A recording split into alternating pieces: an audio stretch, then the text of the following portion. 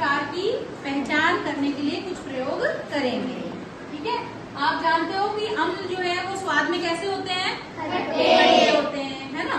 और क्षार कैसे होते हैं? स्वाद में कड़वे होते हैं और छूने पर चिकने, जैसे साबुन होता है, साबुन जैसे चिकने दिखाई देते हैं। लेकिन क्या आप हर चीज को चख करके बता सकते हो कि ये अम्ल है, ये क्षार है? नहीं बता सकते, क्योंकि प्रत्येक पदार्थ को चखना जो है वो हमारे लिए सेफ नहीं है। कुछ पदार्थ ऐसे होते हैं जो बहुत तीखे होते हैं या हमारे शरीर के लिए हानिकारक होते हैं, इसलिए हम हर चीज को चख करके नहीं बता सकते कि ये अम्ल है, ये क्षार है। फिर हम इसकी पहचान कैसे करें? तो अम्ल और क्षार की पहचान करने के लिए हम जिन पदार्थों को काम में लेते हैं उन्हें हम कहते हैं सूचक। ठीक है, सूचक वो पदार्थ है जो रंग परिवर्तन के द्वारा अम्ल और क्षार की पहचान कराता है। ठीक है, अब सूचक जो है वो दो प्रकार के होते हैं, एक तो है प्राकृतिक सूचक और दूसरे हैं कृत्रिम सूचक। प्राकृतिक सूचक वो है जो प्रकृति में प्राप्त पदार्थों से बनाए जाते हैं, जैसे कि हल्दी। हम सबके घरों में रसोई में हल्दी मिलती है, सभी जानते हैं। आपने देखा भी होगा कि हल्दी के दाग जब कपड़ों पे लगे होते हैं और उनको हम धोते हैं तो वो रंग परिवर्तन हो जाता है उसमें, है ना। तो हल्दी जो है वो एक सूचक का कार्य करती है। ऐसे ही गुड़हल, पेड़ पौधों का अगर अपन और ले एग्जाम्पल, तो गुड़हल के पुष्प की जो पंखुड़ियां होती हैं वो भी प्राकृतिक सूचक का कार्य करती हैं। ऐसे ही एक शैवाल होता है, लाइकेन। आपने सूक्ष्म जीवों के बारे में पढ़ा है कि सूक्ष्म जीव जो होते हैं उनका एक प्रकार है शैवाल, है ना। तो शैवाल, लाइकेन नाम का जो शैवाल होता है उससे एक विलयन बनाया जाता है जिसे कहते हैं लिटमस विलयन, और इसी से पत्र बनाए जाते हैं, है ना, जिन्हें लिटमस पत्र कहते हैं। यहाँ पर देखो, मैं आपको दिखाने के लिए दो प्रकार के लिटमस पत्र लेकर के आई हूँ। एक तो ये है, कैसे रंग का है ये? नीले रंग का, इसे कहते हैं नीला लिटमस पत्र। और ऐसा ही एक और है जिसे क्या कहते हैं? कैसे रंग का है? लाल रंग का, तो इसे बोलते हैं लाल लिटमस पत्र। ठीक है, तो इन तीनों सूचकों की सहायता से अपन अम्ल और क्षार की पहचान करना आज सीखेंगे। दूसरे प्रकार के सूचक है कृत्रिम सूचक। तो कृत्रिम सूचक मनुष्य के द्वारा प्रयोगशाला में विभिन्न रसायनों के द्वारा निर्मित किए जाते हैं। यहाँ हम प्राकृतिक सूचकों से अम्ल और क्षार की पहचान करेंगे आज। ठीक है, तो इसके लिए अम्ल के लिए हमने, क्योंकि हम यहाँ प्राकृतिक चीजों का इस्तेमाल कर रहे हैं, तो अम्ल के लिए हम जानते हैं कि विभिन्न फल ऐसे होते हैं या खाने पीने की चीजें ऐसी होती हैं जिनमें कि अम्ल होता है, जैसे कि नींबू। नींबू चखने में खट्टा होता है स्वाद में, तो नींबू में कौन सा अम्ल पाया जाता है? कौन सा अम्ल पाया जाता है नींबू में? कोई बता सकता है? सिट्रिक अम्ल। कौन सा? सिट्रिक अम्ल पाया जाता है। ठीक है, तो इसका इस्तेमाल हम अम्ल के रूप में करेंगे। और दूसरा क्षारक के रूप में, जैसे अभी मैंने आपको बताया कि क्षारक जो है वो कड़वे होते हैं और छूने पर साबुन जैसे चिकने होते हैं। तो यहाँ पर आप क्षारक के लिए या तो साबुन का घोल या कपड़े धोने के पाउडर यानी वॉशिंग पाउडर का घोल आप इस्तेमाल कर सकते हो। तो मैंने यहाँ पर सर्फ का घोल लिया है। ठीक है, अब इनसे अपन इन सूचकों की सहायता से ये पता करेंगे कि अम्ल है या क्षार है। जैसे हमारे पास यहाँ लिटमस पत्र है, ये हमने हल्दी के को एक कागज के ऊपर लगा करके और छोटी छोटी पट्टियां काटी हैं हल्दी को सूचक के रूप में इस्तेमाल करने के लिए। ठीक है, इसी तरीके से तीसरा हमारे पास में है गुड़हल की पंखुड़ियों को हमने थोड़े पानी के अंदर डाल करके उबाल लिया और उसका जो रस आया उसको हमने इकट्ठा कर लिया। ठीक है, इसका इस्तेमाल अपन करेंगे। तो ये तीनों सूचक हमारे पास में है। तो हम सबसे पहले ले लेते हैं लिटमस पत्र को। सबसे पहले मैंने यहाँ पर लिया लाल लिटमस पत्र लिया। ठीक है, दिख रहा है सबको? लाल लिटमस पत्र हमने लिया। हम इस लाल लिटमस पत्र के ऊपर पहले नींबू का रस डाल के देखते हैं।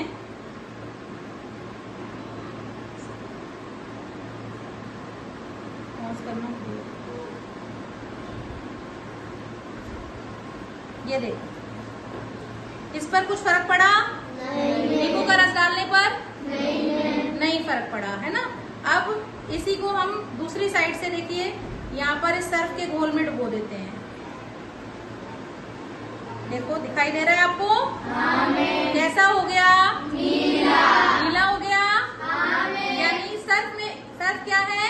क्षारक। ये सर्फ का घोल हमने लिया, ये क्षारक है और इसने क्या किया? लाल लिटमस पत्र को नीला कर दिया। तो क्षारक लाल लिटमस पत्र के साथ कैसा रंग देते हैं? नीला रंग देते हैं। जबकि अम्ल जो होते हैं वो लाल को नीला नहीं करते। हमने देखा अभी, है ना, नींबू का रस डाला था तो लाल लिटमस पत्र पर कोई फर्क नहीं पड़ा। अब हम दूसरा लिटमस पत्र लेते हैं। चाहे तो आप इसी को दोबारा इस्तेमाल कर सकते हो क्योंकि अब ये नीला हो चुका है। नहीं तो हम ये हमारे पास नीला लिटमस पत्र भी है ना। इस पर इसको हम क्षारक में डुबोते हैं।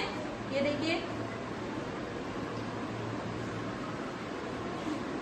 ये मैंने इस घोल में डुबोया। कुछ फर्क पड़ा क्या? नहीं। यानी क्षारक का नीले लिटमस पत्र पर कोई असर नहीं होता। अब इस पर हम नींबू का रस डाल के देखें।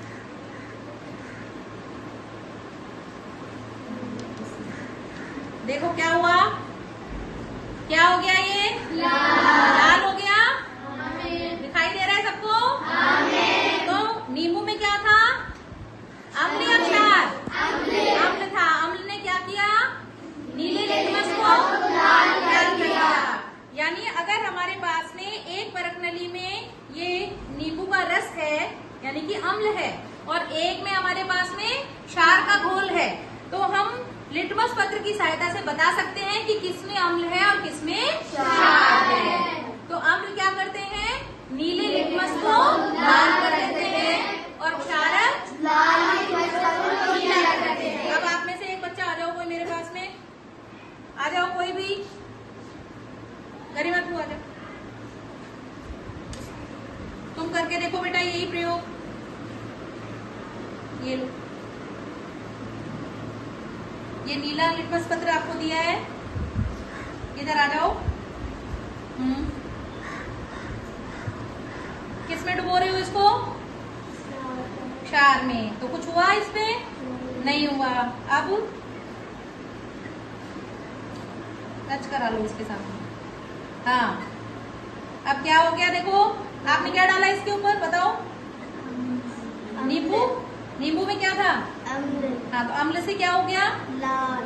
नीला लिटमस पत्र लाल हो गया। ठीक है, चलो अब आप बैठो। हाँ, इधर से पलक तुम आ जाओ। ये लो, जल्दी से आ जाओ बेटा। लो लाल लिटमस पत्र। अब आप भी करके देखो यही प्रयोग। इसमें डुबो के देखो पहले। किसमें डुबो रहे हैं अपन? क्षारक में। क्या हो गया? जोर से बोलो। लाल लिटमस को नीला कर दिया। अब ये लो अम्ल ले लो इसके दूसरे भाग पर। ये है ना लाल लिटमस, इसी के ऊपर अम्ल डाल के देखो, फर्क पड़ा क्या? नहीं पड़ा। अब जो नीला हो गया इसके ऊपर डाल के देखो एक बार अम्ल को। अम्ल के ऊपर, हाँ, ये नीले वाले लिटमस पत्र पे अम्ल को डालो। क्या हो गया? वापिस हो गया लाल। अम्ल डालते ही जो नीला था वो वापिस से क्या हो जाएगा? अच्छी तरह से आप इसमें डालेंगे, देखिए, तो वापिस से जो नीला लिटमस हुआ था ना, लाल लिटमस पत्र क्षारक से नीला हो गया था, तो वही नीला लिटमस पत्र वापिस से लाल हो गया। दिखाई दिया सभी को? ये हो गया लिटमस द्वारा परीक्षण। अब हमारा दूसरा, जब बैठो आप, दूसरा सूचक लेते हैं हम। क्या लेंगे? हल्दी। हल्दी लेते हैं। सबने देखा है कि खाते समय कई बार क्या होता है, कपड़ों के ऊपर सब्जी गिर जाती है, खाने की कोई चीज गिर जाती है जिससे हल्दी के दाग लग जाते हैं। जब हम कपड़े धोते हैं तो कुछ बच्चे ऐसे होंगे जो अपने कपड़े खुद भी धोते हैं, है ना, तो आपने देखा होगा उसको जब आप साबुन लगाते हो या सर्फ लगाते हो तो जहाँ हल्दी का दाग था वो कैसा हो जाता है? लाल हो जाता है ना, हो जाता है। तो हम भी करके देखें, यहाँ पर साबुन सर्फ में क्या था? क्षारक था, है ना, तो वो उसकी वजह से हल्दी का रंग लाल हो गया। तो ये जो हमने लिया है हल्दी से बना हुआ पत्र, है ना, इसको हम इसमें डुबोते हैं। देखो हमारे पास क्षारक है, इसमें डुबोते हैं। कैसा हो गया? लाल हो गया। क्षारक के साथ हल्दी कौन सा रंग देती है? लाल रंग देती है। इसी को हम अगर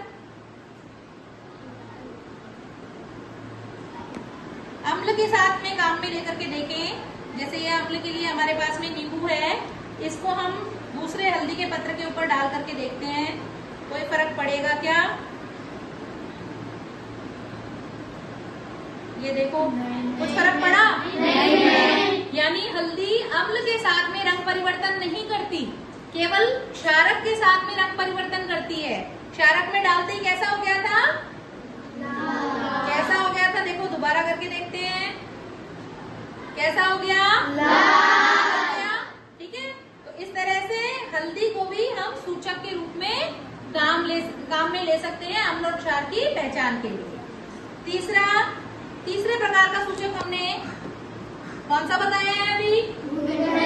हाँ, तो यहाँ पर हमने गुड़हल की पंखुड़ियों को पानी में उबाल करके इस तरह से उसका रस ले लिया, ठीक है, विलयन बना लिया, है ना। अब देखिए अम्ल के साथ और क्षार के साथ इसमें क्या फर्क पड़ता है। पहले मैं इसमें नींबू का रस डाल रही हूँ, ठीक है ना।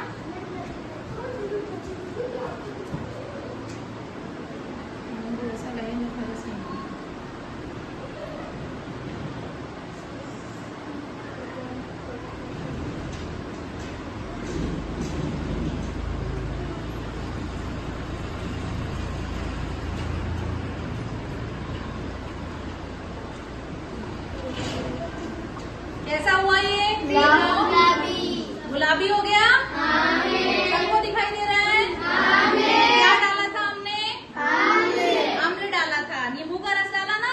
नींबू में क्या है? अम्ल है। अम्ल डालने से गुलाबी हो गया ये विलयन, है ना।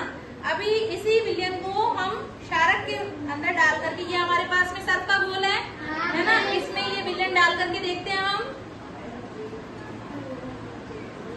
कैसा हो गया? हरा हो गया, है ना। तो अम्ल के साथ में गुड़हल की पंखुड़ियां कौन सा रंग देती हैं? गुलाबी। और क्षार के साथ में हरा। तो रंग में परिवर्तन करके हमें ये अम्ल और क्षार दोनों के बारे में बता रही है ना। तो इस तरह से सूचकों के द्वारा हम अम्ल और क्षार की पहचान कर सकते हैं, ठीक है। और कोई बच्चा यहाँ करके देखना चाहेगा ये प्रयोग? आ जाओ, शाबाश, आपके पास में सब चीजें हैं यहाँ पर।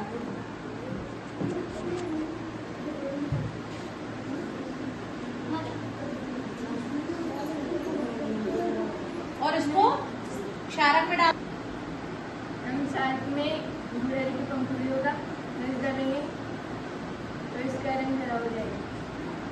कैसा रंग हो गया? देखो, क्या लिया था इसमें? सर्फ का घोल था ना।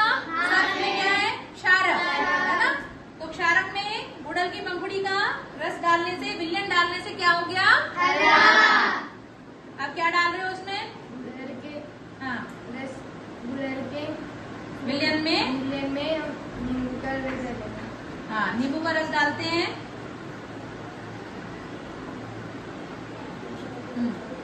कैसा हो गया? देखो, कैसा हो गया? गुलाबी हो गया, है ना। तो यहाँ पर किसका हमने सूचक के रूप में काम में लिया है? किसको काम में लिया है? गुड़हल की पंखुड़ियों का रस, यानी विलयन, पानी में बना हुआ विलयन हमने सूचक के रूप में काम में लिया है। तो अम्ल के साथ में तो ये गुलाबी रंग देता है और क्षारक के साथ में